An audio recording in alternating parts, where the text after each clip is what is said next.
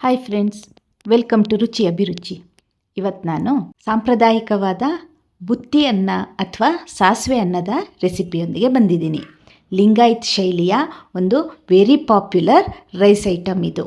ನೋಡಿ, ಇದನ್ನು ನಾವು ಸಾಸಿವೆ ಕಾಳಿಂದ ಮಾಡ್ತಾ ಇರೋದು. ನಾವು ಸಾಸಿವೆನ ಬರೀ ಒಗ್ಗರಣೆಗೆ ಮಾತ್ರ ಯೂಸ್ ಮಾಡಬೇಕು ಅಂತ ಅಂದ್ಕೊಂಡಿದ್ವಿ ಅಲ್ಲ, ಅದರಿಂದ ಒಂದು ರುಚಿಯಾದ ರೈಸ್ ಐಟಮ್ನ ಮಾಡಬಹುದು. ಇಲ್ಲಿ ನೋಡಿ, ನಾನು ಈ ವಿಡಿಯೋದಲ್ಲಿ ತೋರಿಸಿರೋ ಟೇಬಲ್ ಸ್ಪೂನಲ್ಲಿ 1.5 ಸ್ಪೂನ್ ಆಗುವಷ್ಟು ಸಾಸಿವೆ, 1.5 ಸ್ಪೂನಷ್ಟು ಜೀರಿಗೆ, ಹಾಗೆ 1/4 ಸ್ಪೂನಷ್ಟು ಕಡಲೆಬೇಳೆ, 1/4 ಸ್ಪೂನಷ್ಟು ಧನಿಯಾ, 1/4 ಸ್ಪೂನಿಗಿಂತ ಕಡಿಮೆ ಮೆಂತ್ಯ ಕಾಳನ್ನು ತಗೊಂಡಿದ್ದೀನಿ. ಇವಿಷ್ಟನ್ನು ನಾವೀಗ ಡ್ರೈ ರೋಸ್ಟ್ ಮಾಡ್ಕೋಬೇಕು. ಹೇಗೆ?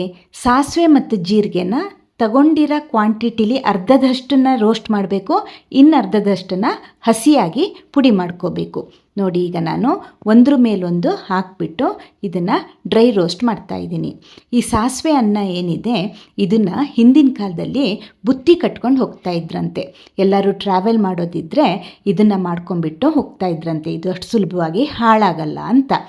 ರೋಸ್ಟ್ ಮಾಡಿರೋ ಪದಾರ್ಥಗಳು ತಣ್ಣಗಾದ ಮೇಲೆ ನಾವು ಹಸಿಯಾಗಿ ಇಟ್ಕೊಂಡಿರೋ ಸಾಸಿವೆ ಮತ್ತು ಜೀರಿಗೆನ ಸೇರಿಸ್ಬಿಟ್ಟು ನೈಸ್ ಪೌಡ್ರು ಮಾಡ್ಕೋಬೇಕು. ಎಷ್ಟು ಸಾಧ್ಯನೋ ಅಷ್ಟು ನೈಸಾಗಿ ಮಾಡ್ಕೊಳ್ಳಿ. ಈಗ ನಾವು ಗೊಜ್ಜು ತಯಾರು ಮಾಡ್ಕೊಬೇಕು. 2 ಸ್ಪೂನ್ ಎಣ್ಣೆ ಹಾಕ್ಕೊಂಡಿದ್ದೀನಿ. ನೀವು ಬೇಕಾದರೆ ಎಣ್ಣೆನ ಜಾಸ್ತಿ ಹಾಕ್ಕೋಬೋದು. ಸಾಸಿವೆ, ಜೀರಿಗೆ, ಕರಿಬೇವು ಹಾಕಿಬಿಟ್ಟು ಒಗ್ಗರಣೆ ಹಾಕಬೇಕು. ನೋಡಿ, ಈ ರೈಸಿಗೆ ಬಹಳ ಇಂಪಾರ್ಟೆಂಟ್ ಅಂದರೆ ಬೆಳ್ಳುಳ್ಳಿನ ನೀವು ಸ್ಕಿಪ್ ಮಾಡೋಕ್ಕೆ ಬರೋದೇ ಇಲ್ಲ. ಇಲ್ಲಿ ನಾನೊಂದು 8ರಿಂದ 10 ಬೆಳ್ಳುಳ್ಳಿ ಎಸಳುಗಳನ್ನು ಸುಲ್ಕೊಂಡ್ಬಿಟ್ಟು ಸಣ್ಣದಾಗಿ ಹೆಚ್ಚಿ ಈಗ ಒಗ್ಗರಣೆಗೆ ಹಾಕಿದ್ದೀನಿ. ಬೆಳ್ಳುಳ್ಳಿ ಲೈಟ್ ಬ್ರೌನ್ ಕಲರ್ ಬರೋ ತನಕ ನಾವು ಇದನ್ನ ಫ್ರೈ ಮಾಡಿಬಿಟ್ಟು ಸ್ಟವ್ ಆಫ್ ಮಾಡ್ಕೋಬೇಕು. ನಂತರದಲ್ಲಿ ಪೌಡರ್ಗಳನ್ನು ಹಾಕಬೇಕು, ಇಲ್ಲದೆ ಹೋದರೆ ಕರ್ಟ್ ಹೋಗಿಬಿಡುತ್ತೆ. ಮೊದಲಿಗೆ ಅರಿಶಿನದ ಪುಡಿ, ಹಾಗೆ ನಾನು ಪುಡಿ ಮಾಡಿ ಇಟ್ಕೊಂಡಿರೋ ಸಾಸಿವೆ ಹಾಗೂ ಕಾಳುಗಳ ಪುಡಿನ ಹಾಕ್ತಾ ಇದ್ದೀನಿ. ಜೊತೆಯಲ್ಲಿ ನಿಮ್ಗೆ ಎಷ್ಟು ಖಾರ ಬೇಕೋ ಅಷ್ಟು ಅಚ್ಚ ಪುಡಿ ಹಾಕಿಬಿಟ್ಟು ಚೆನ್ನಾಗಿ ಹುರ್ಕೋಬೇಕು. ಈ ರೆಸಿಪಿ ನನಗೆ ಹೇಳ್ಕೊಟ್ಟಿದ್ದು ಸುನಂದಮ್ಮ ಅಂತ, ನಮ್ಮ ಪರಿಚಯದ ಒಬ್ಬರು ಆಂಟಿಯವರು. ಅವ್ರ ಹತ್ರ ಇದನ್ನು ನಾನು ಕಲ್ತಿದ್ದು. ನೋಡಿ, ಇದು ಎಣ್ಣೆ ಜಾಸ್ತಿ ಹಾಕಿದರೆ ಗೊಜ್ಜಾಗೆ ಆಗುತ್ತೆ. ನಾನು ಅಡುಗೆಗಳಲ್ಲಿ ಎಣ್ಣೆ ಸ್ವಲ್ಪ ಕಡಿಮೆ ಯೂಸ್ ಮಾಡ್ತೀನಿ, ಹಾಗಾಗಿ ಕಡಿಮೆ ಎಣ್ಣೆನ ಹಾಕಿದ್ದೀನಿ.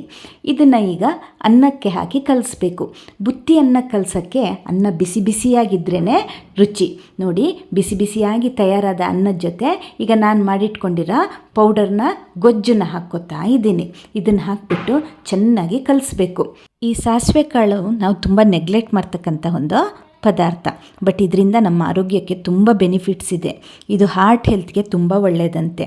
ಅದೇ ರೀತಿ ಡೈಜೆಷನ್ನ ಸ್ಟಿಮ್ಯುಲೇಟ್ ಮಾಡುತ್ತಂತೆ.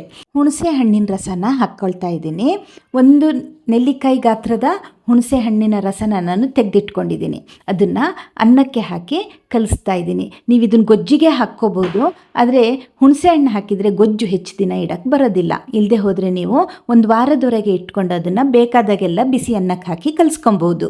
ಇದರಲ್ಲಿ ಆ್ಯಂಟಿ ಇನ್ಫ್ಲಮೇಟರಿ ಪ್ರಾಪರ್ಟೀಸ್ ಇದೆ. ಆದ್ದರಿಂದನೇ ಈ ಕಾಲು ಉಳುಕಿದಾಗ ಅಥವಾ ಏನಾದರೂ ನೋವಾದಾಗ ಹಾಲಿನ ಜೊತೆ ಇದನ್ನು ಅರೆದ್ಬಿಟ್ಟು ಬಿಸಿ ಮಾಡಿ ಆ ಜಾಗಕ್ಕೆ ಹಚ್ಚುತ್ತಾರೆ. ಇದು ನೋವಿಗೆ ಉಪಶಮನ ಕೊಡುತ್ತೆ. ಅದೇ ರೀತಿ ಬ್ಲಡ್ ಶುಗರ್ನ ಇದು ಕಂಟ್ರೋಲ್ ಮಾಡುತ್ತಂತೆ. ಆದರೆ ಇದನ್ನು ತುಂಬ ಜಾಸ್ತಿನೂ ತಿನ್ನಬಾರ್ದು, ಕೆಲವರಿಗೆ ಇದು ಬರೋದಿಲ್ಲ. ಸೆಪ್ರೇಟಾಗಿ ಎಣ್ಣೆಲಿ ಫ್ರೈ ಮಾಡ್ಕೊಂಡಿರೋ ಶೇಂಗಾನ ಹಾಕಿ ನೋಡಿ, ನಾನು ಚೆನ್ನಾಗಿ ಕಲಿಸ್ಬಿಟ್ಟು ಬುತ್ತಿ ಅನ್ನದ ಉಂಡೆಗಳನ್ನು ಮಾಡ್ತಾಯಿದ್ದೀನಿ. ಇದಕ್ಕೆ ಬುತ್ತಿ ಅನ್ನ ಅಂತ ಹೇಳೋದು. ನೋಡಿ, ರುಚಿ ರುಚಿಯಾದ ಸಾಸಿವೆ ಅನ್ನ ಅಥವಾ ಬುತ್ತಿ ಅನ್ನ ತಯಾರಾಗಿದೆ. ಸ್ವಲ್ಪ ಕಹಿ ಬರ್ಬೋದು. ಕಹಿ ರುಚಿನ ಇಷ್ಟಪಡದೇ ಇರೋರು ಸಾಸಿವೆ ಪ್ರಮಾಣನ ಸ್ವಲ್ಪ ಕಡಿಮೆ ಹಾಕ್ಕೊಬೋದು. ಒಮ್ಮೆ ಮಾಡಿ ನೋಡಿ, ನಿಮ್ಮ ಅಭಿಪ್ರಾಯನ ಕಾಮೆಂಟ್ ಬಾಕ್ಸಲ್ಲಿ ತಿಳಿಸಿ. Thank you.